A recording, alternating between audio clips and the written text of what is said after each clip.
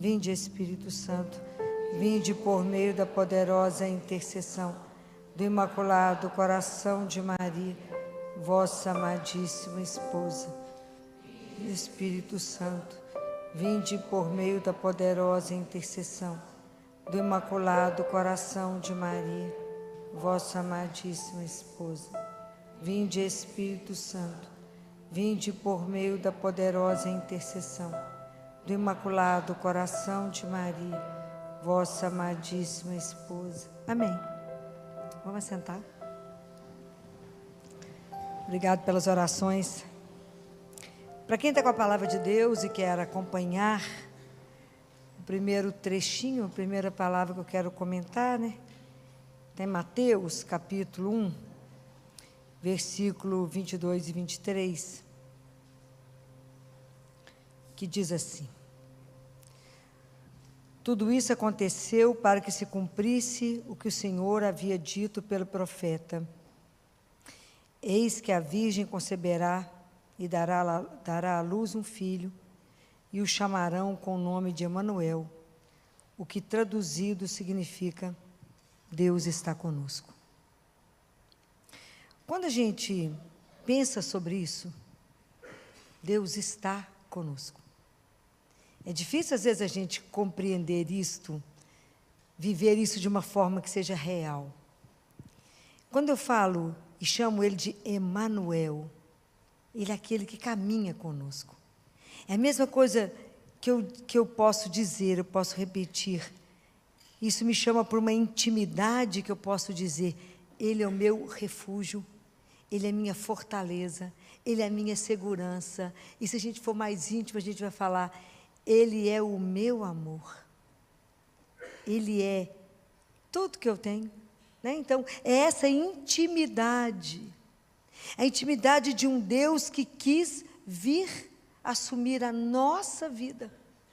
A gente só vai conseguir compreender essa proximidade de Deus, o fato de Deus ser compassivo, dessa compaixão que Jesus sentiu, se a gente conseguir perceber na nossa cabeça e no nosso coração o que significa o Verbo se fez carne e habitou entre nós. Isso é muito grande. Isso é uma coisa tão extraordinária. Deus se faz carne e vem assumir a nossa vida conosco. Ele vem para poder participar da nossa história, para viver a nossa vida conosco. Ele não vem tirar nenhuma dor. Ele vem viver conosco os nossos problemas, os nossos medos, as nossas inseguranças, todos os nossos problemas, tudo Ele está no meio, conosco. É Deus conosco. Isso é tão grandioso que nós não temos dimensão do que significa isso. Então, para a gente poder conseguir entender um pedacinho do que significa isso, porque no Evangelho de domingo, quando Jesus vê a multidão, está escrito no capítulo 9, versículo 36, ao ver a multidão, teve compaixão, porque eles pareciam que a multidão estava cansada e abatida, como ovelhas sem pastor. E essa compaixão de Jesus, essa frase, da forma como é dita, ela só está escrita no Evangelho 12 vezes. É quando Jesus sente uma compaixão profunda. Quando vê chegar para ele os cegos, os surdos, os coxos, os leprosos. Quando ele vê a viúva de Naim, aquela mulher enterrando o filho. Então, quando Jesus, quando ele viu aquela multidão que seguia ele olha para aquele povo que estava com fome, era mais de 5.000 pessoas, e fala: eu tenho compaixão deles, porque eles estão com fome. Então, esse Deus compassivo, que viveu a fome com quem tinha fome, ele adoeceu com o que estava doente, ele sofreu tudo que estava na nossa carne, com exceção do pecado, ele assumiu isso tudo. Mas como é que nós vamos entender isso, né? Isso é muito grande, que a gente acha às vezes que Deus está longe. Então vamos pensar, vamos fazer uma reflexão pequenininha aqui para o nosso lado, para a gente poder conseguir fazer uma dimensão. Quando a gente está vivendo um momento difícil na nossa vida, seja por uma doença física, seja porque eu estou vivendo uma escuridão espiritual, seja porque eu estou vivendo uma angústia profunda, o que te consola? Te consola mais alguém que fala com você assim, faça isso. Pode ser? Será que se alguém te então pegar o caminho e falar, não, o caminho é esse, trabalhe dessa forma, faça isso? Pode ser. Ou alguém que te traz alguma palavra que te dá um conforto? Pode ser que essas coisas nos ajudem. Mas o que nos ajuda de verdade? É quando alguém chega e fica do seu lado e fala, eu não sei o que eu tenho que fazer, eu não sei o que eu tenho que te dizer, a única coisa que eu sei é que eu vou ficar do seu lado, até o fim. Isso te conforta. É essa presença que permanece do seu lado até o fim. E essa dádiva, gente, tão simples, nós perdemos. Porque nos foi ensinado que a nossa presença tem que ser útil. Mas o que eu vou lá visitar, Filó? Eu não sei o que eu vou falar com essa pessoa que perdeu alguém. Ou eu não sei o que eu posso fazer. Então, como eu não sei fazer nada, eu acho que eu não tenho que ir. Estamos errados. Nós temos que estar lá. Alguém está doente, está passando um momento difícil, eu vou lá e fico do lado dessa pessoa. Por que é tão difícil isso? Porque quando eu assumo esse papel de estar com o outro, eu vou assumir um momento de vulnerabilidade do outro. Eu entro na vulnerabilidade dele, eu compartilho da fraqueza e da falta de força do outro. Não é fácil acompanhar alguém que está sofrendo, não é? Não é. E aí eu entendo que eu perco, e eu tenho que entender que eu vou perder o controle. Que eu também vou permitir não ter a sequência, não ter a última palavra, não perder aquilo que a gente pensa diante de alguém sofrendo. O que eu tenho para fazer? Quando a gente não tem o domínio, nem a decisão de poder mudar uma história. A gente tem que estar sujeito a isso. Então, a gente prefere não participar. Mas a gente precisa estar com o outro, até o fim. Então, vou ficar com você até o fim. Quando vocês conseguem, quando vocês já viveram isso, essa pessoa que ficou com você até o fim, que só te abraçou, enxugou suas lágrimas, ela passa a fazer um elo com você, passa a ter uma intimidade maior, muitas vezes, do que um laço de família. Isso é impressionante.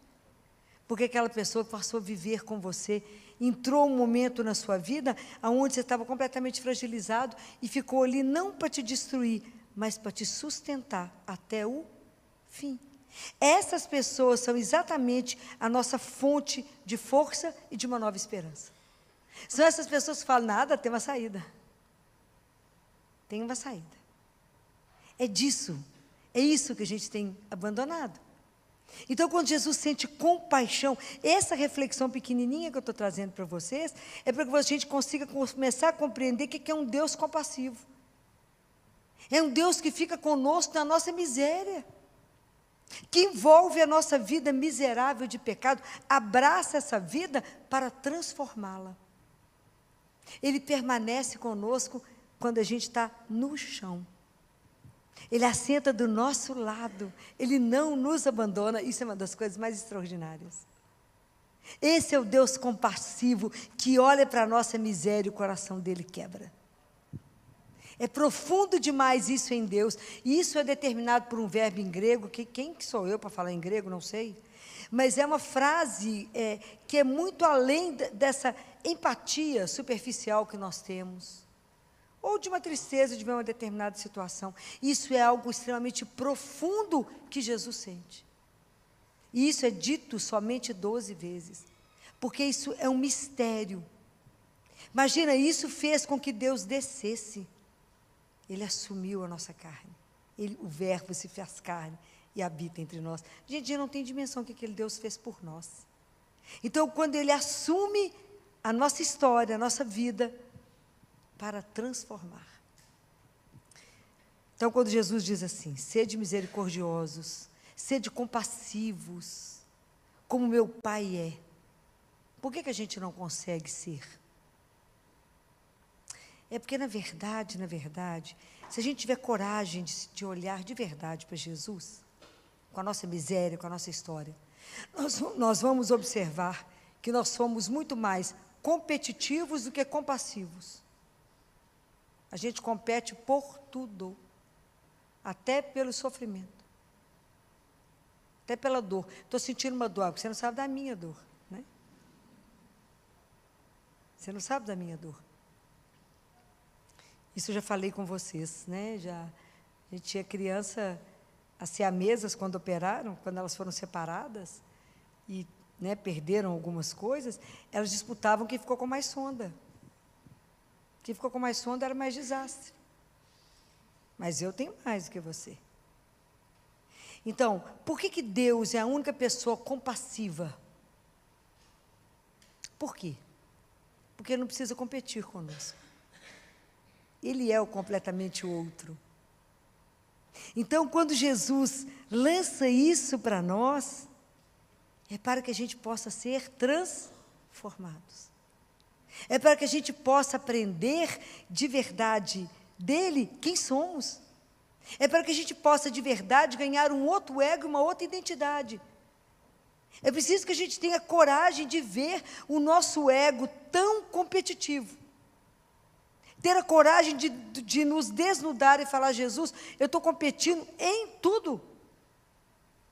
Não, fulano é humilde, não, porque você não viu tanto que eu que sou humilde. Ó. Em tudo a gente compete. Então, aprender isso, a primeira coisa que a gente tem que aprender é sobre que, na verdade, as nossas intenções é de competir e não de ser compassivo. É tão interessante que tem uma fala e uma entrevista, claro que eu já esqueci o nome, ele era um senador americano e ele chegou a ser vice-presidente dos Estados Unidos. E aí, quando foram fazer uma entrevista com ele sobre ser compassivo, ele pegou um lápis e mostrou o lápis com a borracha na ponta e disse para o político, para ele, que foi um grande senador, para ele, é como essa borracha no lápis. Essa borracha só serve para apagar os nossos erros. Assim é a compaixão para o político. É apenas para fazer política. É para fazer disputa. Somente para isso serve a compaixão. Deixou o povo chocado. Somente, muito honesto, né? Somente para isso serve a compaixão. Para que vou competir com você, eu faço algo maior que você. Você está achando que eu estou fazendo isso por compaixão com o outro? Não, é para que eu ganhe. É duro de ouvir isso. Mas é para que a gente também se veja e fala: Senhor, se eu estou fazendo uma proposta na minha vida de ser, falei semana passada, que nós temos um gene, que é para a gente ser aprendiz de discípulo. Então, aprendiz de discípulo, aprender a ser compassivo como meu Senhor. Então, receber de Deus um novo ego e uma nova identidade, para que eu possa entender que não é por tudo que eu estou competindo, por tudo que eu estou tentando ganhar pela competição, porque eu acho que aquilo que eu faço a competição é que me faz ser melhor. Então, se eu vou competir, quem é mais forte, quem é mais bonito, quem tem mais poder. Então, essas diferenças é que vão me fazer ter um tom diante de alguém e falar: uau, viu como é que fulano é? Nada, tudo igual, tudo feito do mesmo barro, do mesmo pó. Mas entender que a identidade que eu ganho de Deus, a nova identidade, o novo ego, não é pelos méritos que eu acho que eu alcanço competindo, mas é pelo amor que Deus me dá. Eu sou um filho ou sou uma filha amada, a minha identidade é porque eu sou filha do Altíssimo. Um filho ou uma filha amada. Isso é que nós temos que entender. Nós não estamos aqui para competir, estamos aqui para cuidar uns dos outros. Somos irmãos, filhos de um mesmo Pai. Então é por isso que a gente precisa abrir os olhos. se estamos a caminho, se queremos voltar para casa. Nós vamos aprender o que significa ser compassivo. Pedir a Ele que nos ajude a amar de verdade. Como é que eu vou amar? Aquilo que eu falei da semana passada da misericórdia. É só assim que eu vou entender o que é amar o inimigo, o que é rezar por aqueles que falam mal de mim, que me ofendem, que querem me prejudicar. Entender que Ele ainda não despertou. Mas é a minha atitude que vai transformar. Não é brincadeira como é que nós perdemos a capacidade de olhar o outro, de ver o outro. Então, quando Jesus mexe conosco, que Ele fala isso da compaixão, é para que a gente possa nos sacudir. Quando Ele fala, eu sou Emanuel, o Deus convosco, eu vou caminhar com vocês. A gente tem que entender isso, é quando eu me submeto, quando eu aceito também caminhar com o outro, de verdade, até o fim. E eu fiquei muito impressionada, não sei quantos de vocês viram, uma criança de 8 anos conversando com o Papa na Espanha. Alguém viu? Viram as perguntas que esse menino fez ao Papa? Ele pegou a nossa fé e pôs à prova. Ele começou brincando, né? Ele começou falando com o Papa, se o Papa já tinha pensado em ser, se o Papa gostava de futebol. Você pensava em ser Papa quando você era criança? Mas depois ele começou a apertar nas perguntas. E a plateia que ria dentro da igreja ficou muda. Quando ele perguntou, por que na rua tem tantas pessoas deitadas, morando na rua? E por que a gente não faz nada ou finge que não as vê? Por que não fazemos nada? E ele pergunta para o Papa, como podemos fazer alguma coisa se o mundo é tão grande? E ele pergunta também, por que meu pai trabalha tanto? Tem tantos empregos.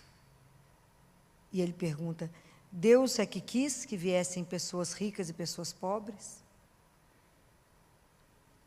Uma criança de 8 anos.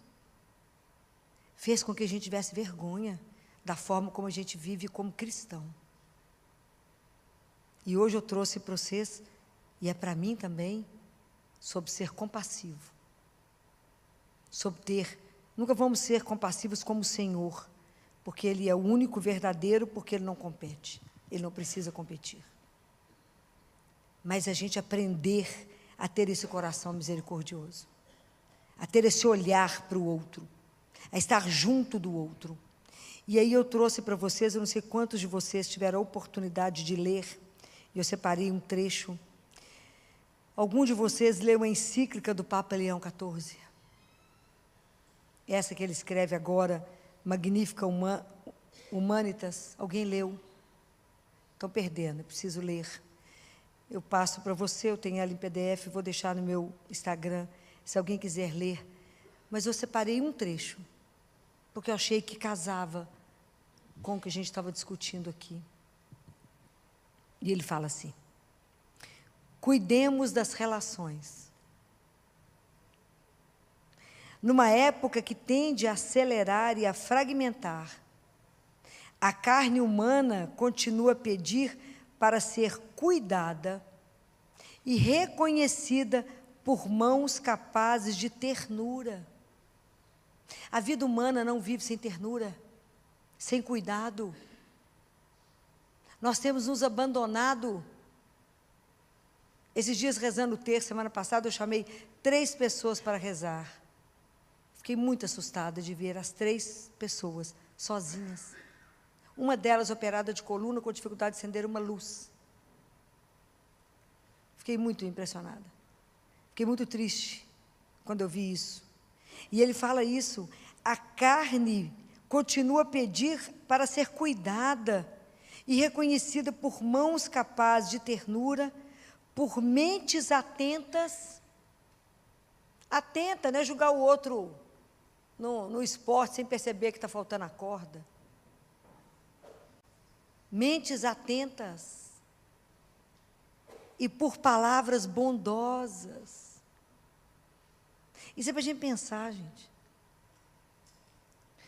A cultura digital multiplica as conexões e oferece novas possibilidades de encontro.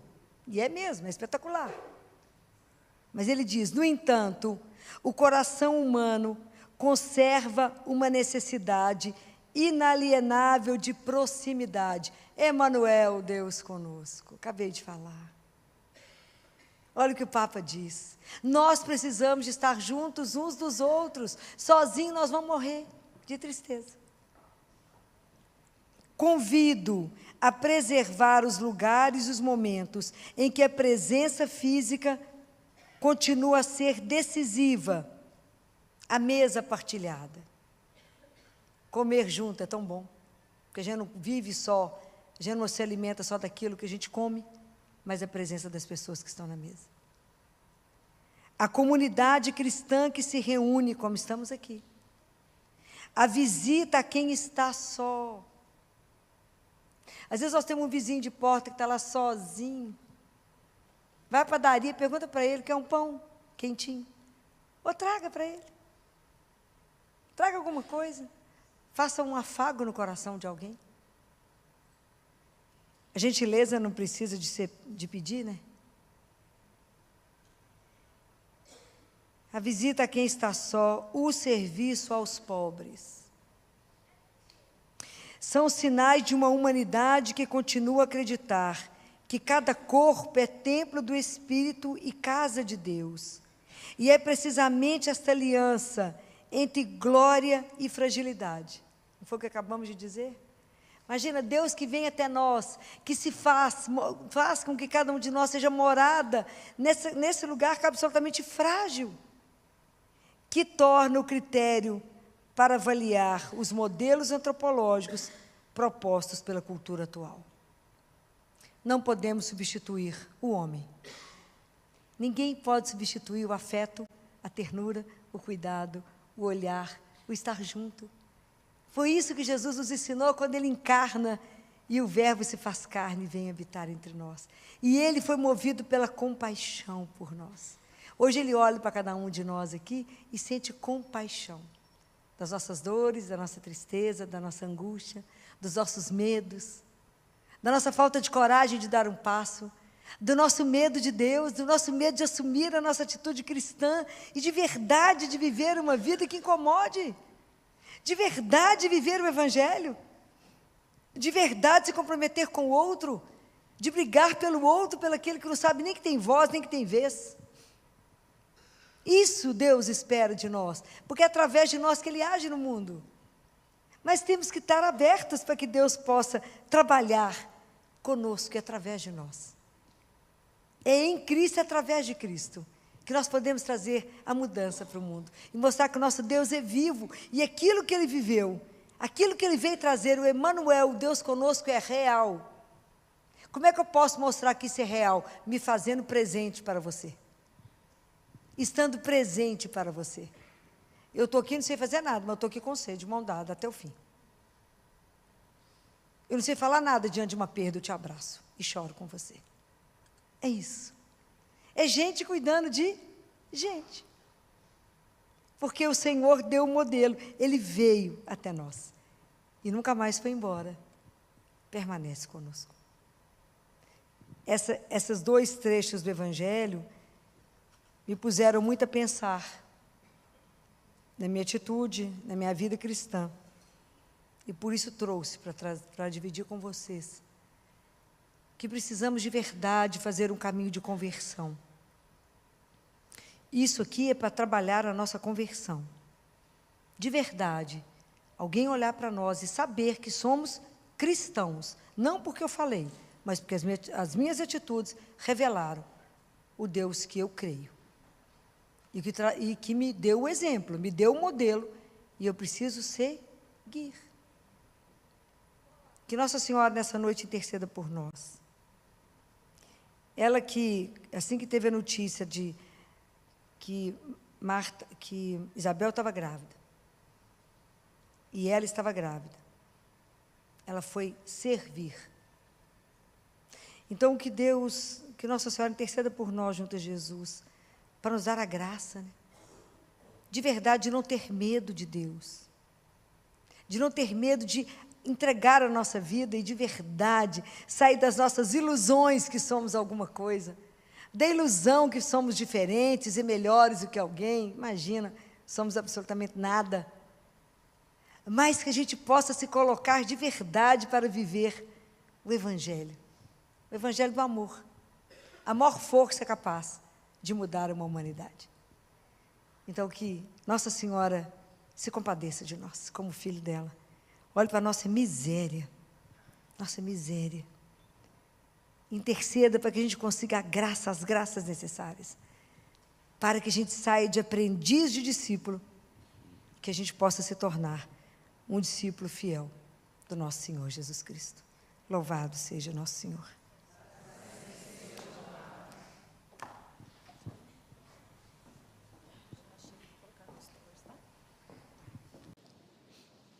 Quem tiver com a palavra de Deus, abra em Mateus capítulo 10.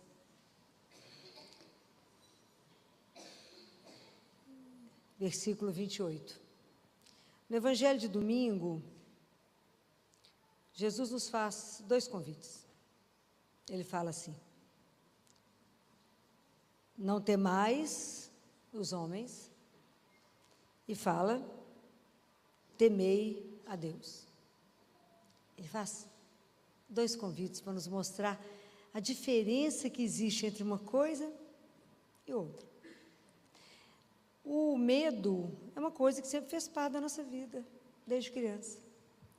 E à medida que a gente foi crescendo, esses medos foram mudando, porque numa forma inicial era muito imaginário, depois a gente vai crescendo, vai descobrindo que às vezes tem medos mais reais, mas todo medo a gente aprendeu a enfrentá-los com o pé na realidade e na confiança de Deus.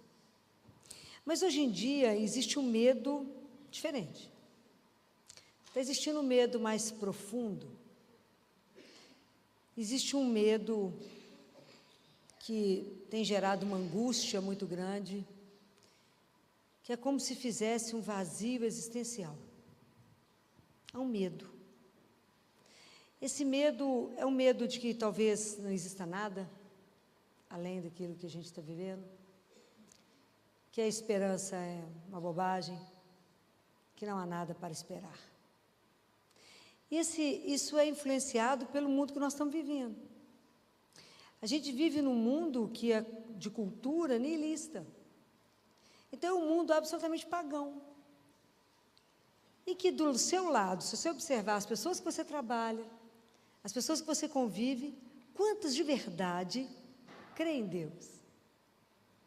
Muitas foram batizadas, muitas sabem que Deus existe, mas Deus lá e eu cá, a gente não faz diferença. Ele não entra na minha vida, nem eu entro na dele. Mas quantas de verdade que estão perto de você, que você tem liberdade de falar de Deus? Muito pouco. Vamos dizer que em alguns lugares, nenhum.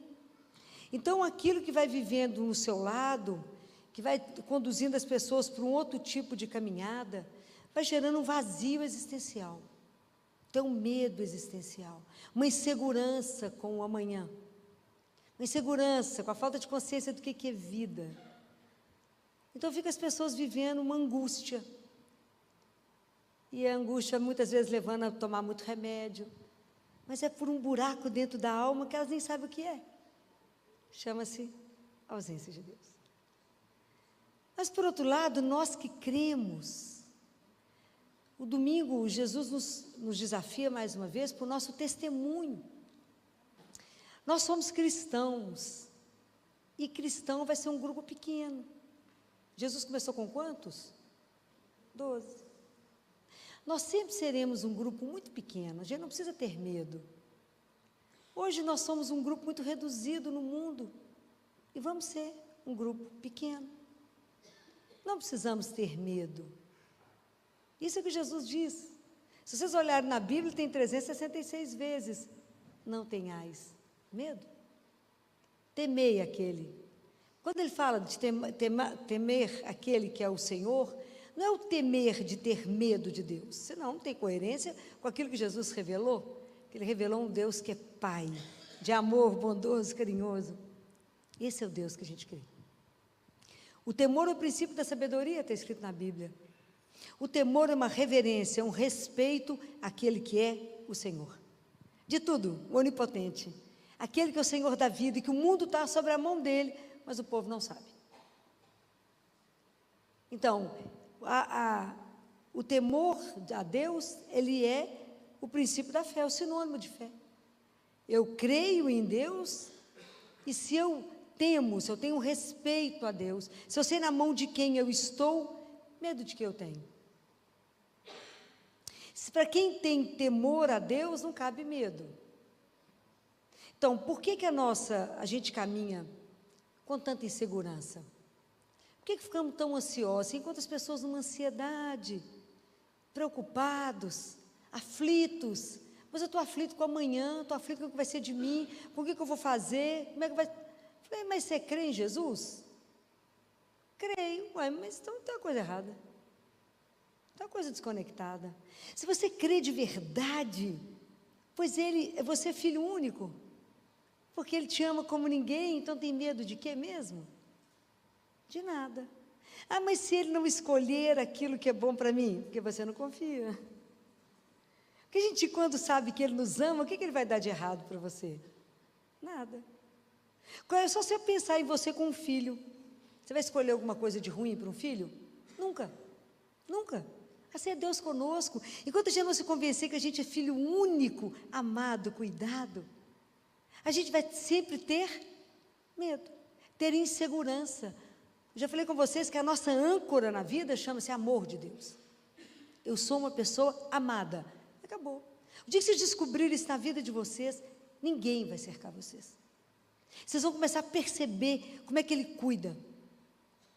É algo encantador ver como é que Deus cuida. E quando Ele diz não tenhais medo, é não ter medo. Por quê? Porque Ele é o Senhor. E mesmo quando você não está vendo, Ele já fez. Essa semana Ele fez tanta coisa linda que eu cantava dentro de casa assim: Deus é bom para mim, Deus é bom para mim. Posso andar despreocupado, porque mesmo aquilo que eu não estou sabendo, Ele já resolveu. Então eu falo, obrigado por tudo que eu vi, mas muito mais, obrigado por tudo que eu não vi que o Senhor fez, e eu sei que o Senhor fez. Essa confiança de estar na mão de um pai, que muitas vezes eu preciso de um colo, que muitas vezes eu preciso de alguém que me ampare, que enxuga minha lágrima, que me deixa angustiado com uma situação que vai acontecer, inseguro com alguma coisa, e fala, me entrega. Você está com medo de quê? Entrega para mim, que eu soluciono para você. Então, aprender a se abandonar, né? Quando a gente aprende a caminhar na intimidade com Ele, isso fica simples. Porque eu vou ter medo de quê? De nada. De absolutamente nada. Então, a gente não precisa se preocupar quando a gente é um grupo pequeno. A Bíblia está cheia de exemplos. Como é que Esther derrotou Amã? Lembra dessa história? Alguém lembra da rainha Esther? Que é uma mulher linda, que era judia, casou com o rei, iam matar todo o povo judeu, lembra disso? Exterminar o povo. O que Esther fez? O que ela fez? Nós estamos precisando de ler a palavra, né? Jejuou. Uma semana.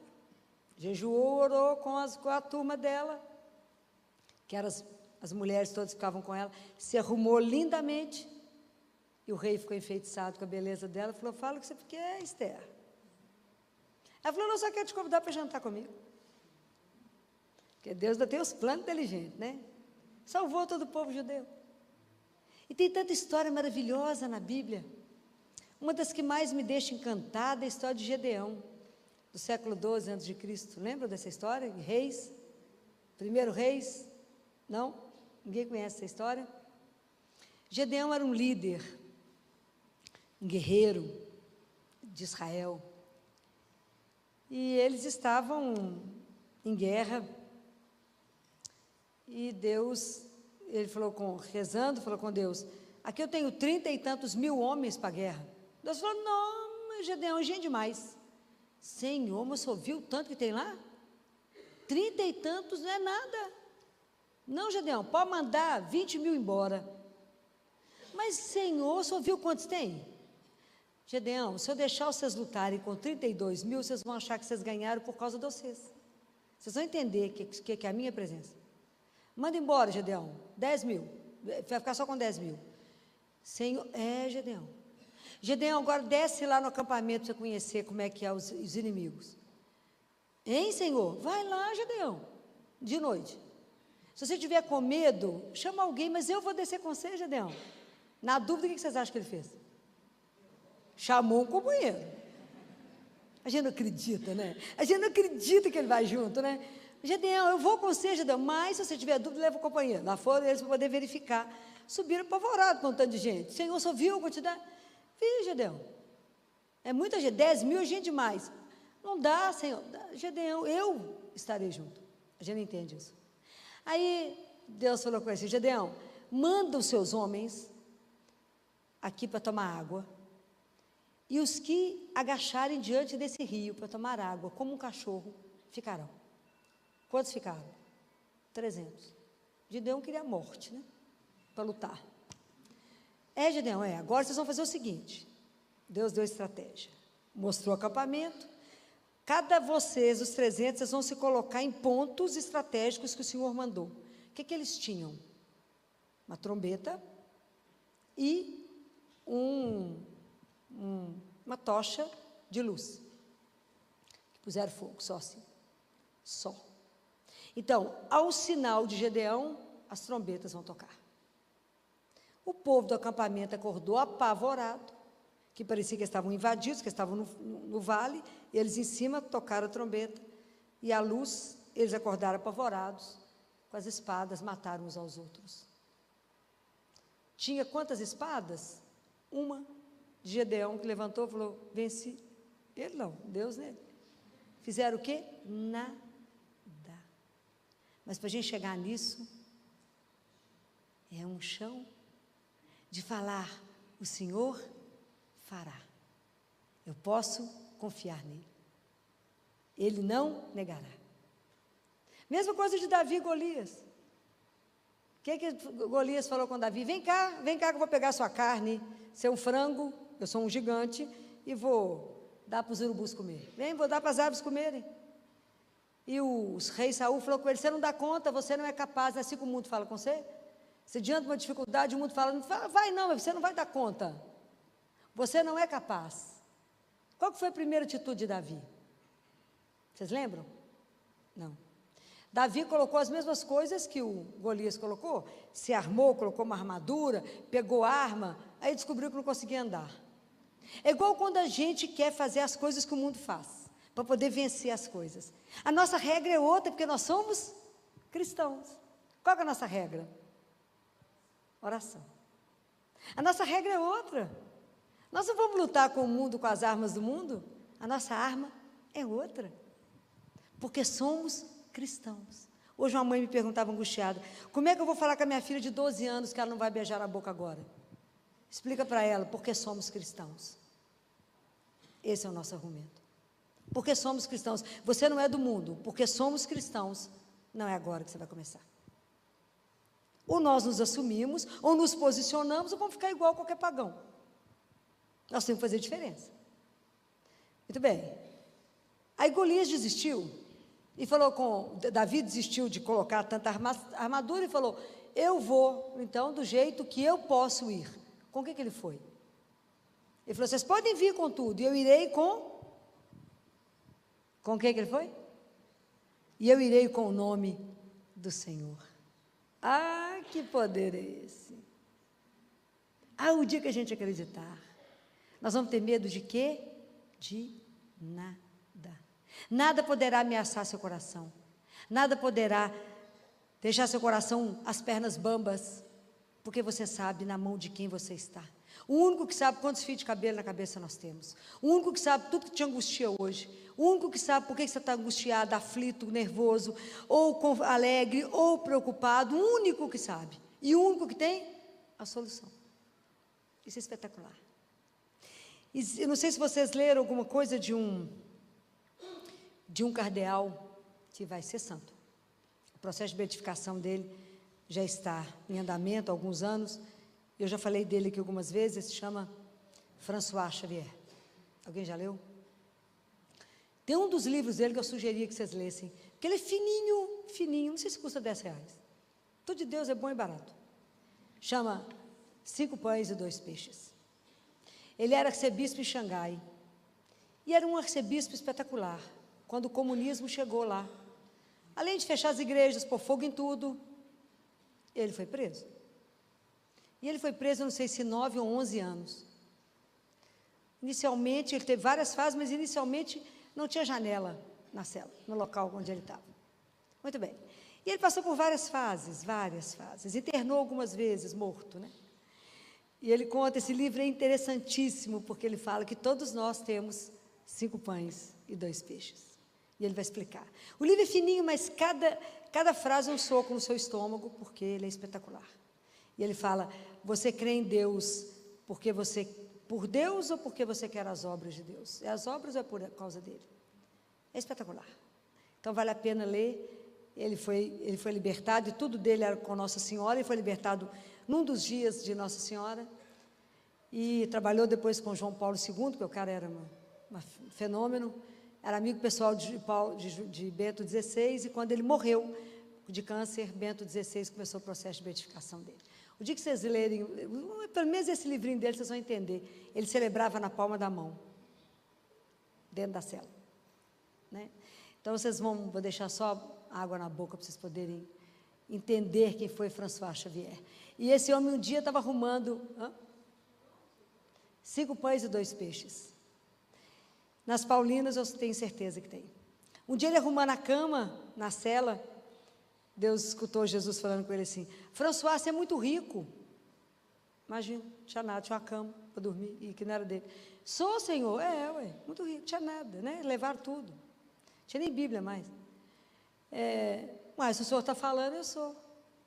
Ser rico, François, você tem o meu amor. Porque se a gente tem o amor de Deus, se a gente tem Deus, a gente tem tudo. Nos falta essa consciência.